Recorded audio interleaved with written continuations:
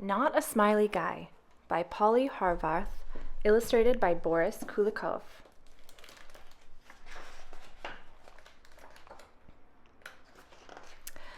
When baby Ernest was born, his parents stared down at him. They smiled. He enjoyed it. Nice people, he thought. What a good family to be born into. The only thing that would make it better would be some elephants. When he got older, he discovered more smiley people. Cousins, aunts, uncles, grandparents, some even laughed. He was secretly still disappointed by a lack of elephants, but you can't have everything. A joyous family? Who wouldn't want that? Who wouldn't be grateful? Despite the elephant shortfall, Ernest loved his town. It was full of friendly people, grocers, mail carriers, neighbors, all smiling. They looked like they enjoyed it. Ernest tried it out when he was a year old, mostly because everyone kept saying, "Smile for us, Ernest." But aside from the interesting stretchy face sensation, it was not for him. "Do it again, Ernest," coaxed his father. Ernest shook his head, and that was that. He did everything else they wanted. He learned to walk. Boy, did that make them happy. He learned to talk. Ecstatic. He ate with a minimum of mess, no throwing handfuls of beets, not like some. He taught himself to do up his own snowsuit. He could see they really thought that was cool, but apparently it was not enough. They kept asking for smiles. It was a little exhausting, to tell you the truth. Then they stopped asking. They started taking him places instead. Petting zoos, playgrounds, the state fair, ice cream parlors, the seaside, roller derby. This is great, thought Ernest. The world is so full of neat stuff.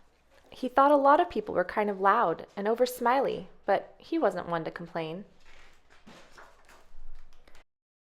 He noticed that on these adventures, his parents watched him.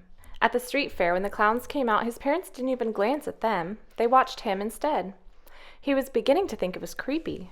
"You still want that smile, don't you?" he wanted to say, but he was too polite. Finally, they took him to a famous photographer.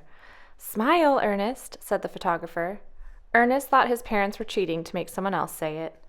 When they came out with a solemn portrait of Ernest, his father said, "Ernest, what exactly do you want?" He didn't wish to be demanding, but after all, his father had asked. "An elephant?" he ventured. He didn't really expect to get one. They didn't have the furniture for it. But the next morning, there she was. Her name was Marcia. Ernest took Marcia to kindergarten with him. It was his turn for show and tell. Wow, was that some class! Even the teacher was impressed. After school, all the children fed Marcia marshmallow peanuts, while Ernest's parents whispered with the teacher. On the way home, Ernest's father said, "We heard you didn't smile during show and tell."